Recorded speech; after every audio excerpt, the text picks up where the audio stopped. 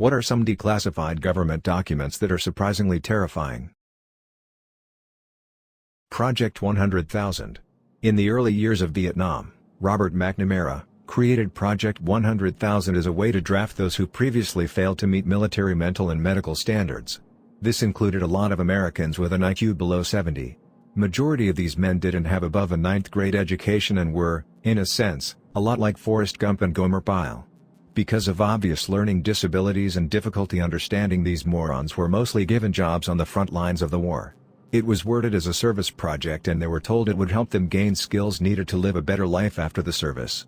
In reality, they were cannon fodder for the DoD, and died at a much higher rate than their non-disabled counterparts. These men largely couldn't read, wrote, or understand why they were in Vietnam or what they were there to do. They suffered more cases of post-traumatic stress, lower unemployment rates, and higher rates of divorce and suicide than non-NSM veterans.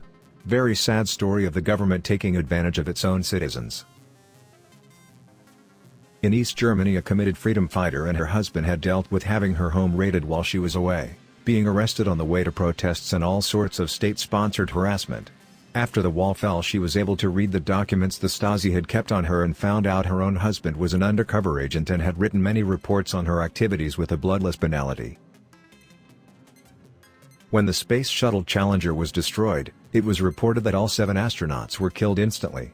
It was revealed decades later that some, if not all of the astronauts survived the initial explosion, as the cockpit cabin had enough protection to not be breached. For 2 minutes and 45 seconds, they were awake and aware, as they plummeted toward the Atlantic Ocean. Understandably, NASA knew that the news of their terrifying death would have crippled the space program even more than it already was. Operation Northwoods, a plan for a false flag operation that came from the Joint Chiefs of Staff and Department of Defense in 1962 and given to JFK, who turned it down. The plan called for the CIA to commit terrorist actions against U.S. civilians across the United States and frame Cuba, allowing us the right to invade and depose Castro and the communist government there. It was declassified and can be found online at the JFK Library. Terrifying that no one knows or seems to care that this was suggested by our government to the president. The Pentagon documents during the Vietnam War. I'd say they're more disgusting than terrifying, but a document leaked saying the war was unwinnable and the US was still present only to prevent a humiliating defeat. If I remember correctly, the document leaked in 1969, and combat troops were in Vietnam till 1973, followed by South Vietnam's collapse in 1975. It's mostly terrifying because over 60,000 Americans were killed and an estimated 1 million Vietnamese, while halfway through the feds realized it was a lost cause but didn't stop. The Tuskegee syphilis experiment proves the US government will do just about anything to people, even its own citizens. 15 file cabinet drawers were filled with paperwork detailing the FBI spying operation on Dr. Martin Luther King Jr. Detailing just how far the FBI is willing to go to discredit a single man simply because the director doesn't like his politics. Similar, yet more refined, harassment has been used on others since then, usually resulting in people losing jobs, homes, family, friends, and sometimes even requiring they flee the country in order to escape FBI harassment. The Abu Ghraib images are all of men. And roughly half the pictures were never released to the public because they were too inflammatory. Now, what could be more inflammatory than what was already released? It's quite simple to figure out. Fully half the Abu Ghraib prison population were women and children, yet not a single image of women or children being tortured were released. Declassified documents detailing the CIA agent Luis Posada release. This shows the hypocrisy of the whole country. As a CIA agent, not only did he engage in terrorism on a grand scale, but he even helped shoot down a civilian airliner, then take refuge within the United States. An almost exact duplicate crime that prompted the US to attack Tripoli and murder Gaddafi's preteen daughter. Then we found out that Kirilis, by now a known international terrorist and wanted in multiple countries, was living free in Texas the whole time the Bush administration was conducting their war on terrorism. The Bush administration knew his residence for 6 years before they arrested him on immigration charges at the very end of their administration. This proves that the war on terror was not about eliminating terrorism, it was about cornering the market on terrorism.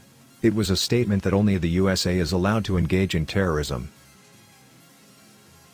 The Keiton Forest Massacre.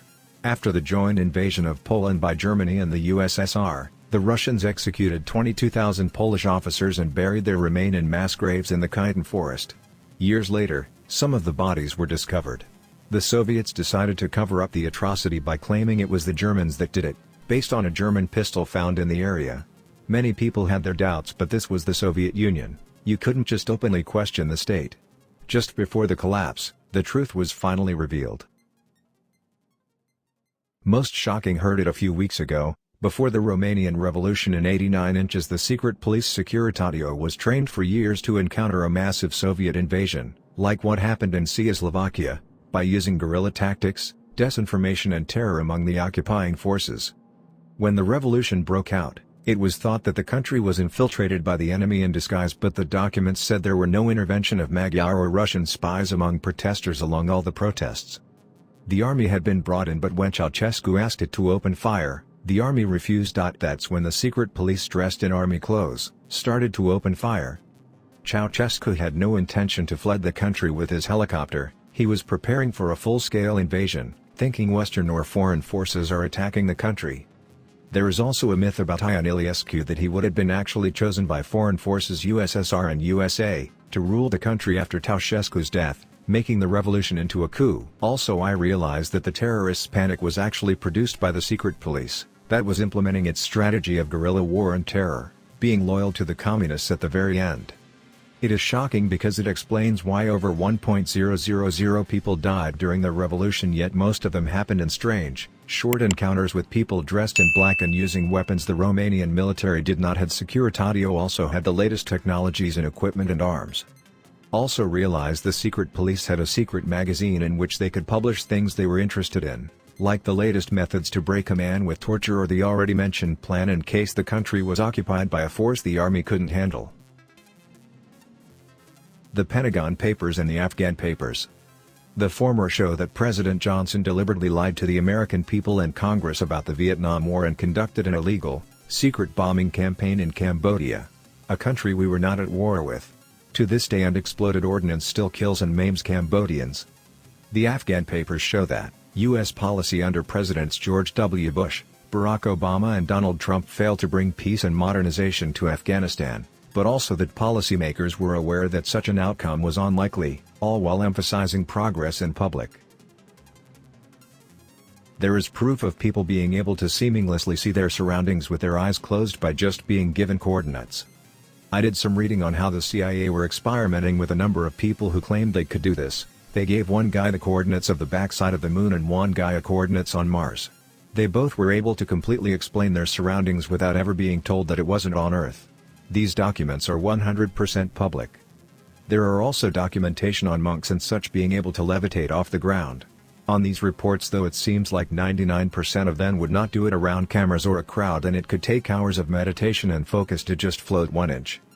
Another document was on manifestation. That document gets pretty fucking crazy and I won't try going into explaining it. If you know what it is, you know what it is. There are over thousands of aeronautical reports of alien-like aircrafts flying around reported by commercial pilots and military pilots over the past century.